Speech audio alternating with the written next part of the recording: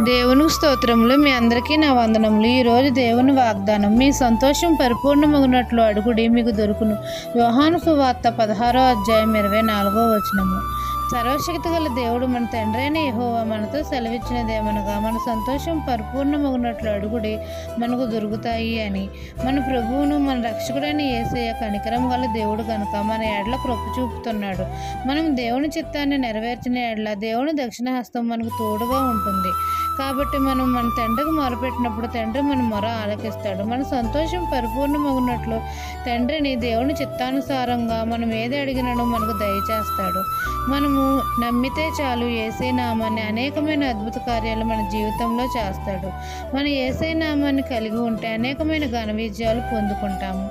కాబట్టి మన సంతోషం పరిపూర్ణమగునట్లు మన తండ్రిని అడగాలి, వేడుకోవాలి. అప్పుడు తండ్రి మనం కోల్పోయినవన్నీ మనకు దొరికేటట్లు చేస్తాడు. ఈ దిన వాగ్దానం మీ నా జీవితంలో నెరవేరాలని కోరుకుంటూ దేవుని సువార్త పరిచర్యలో మీ సహోదరి. ఆమెన్.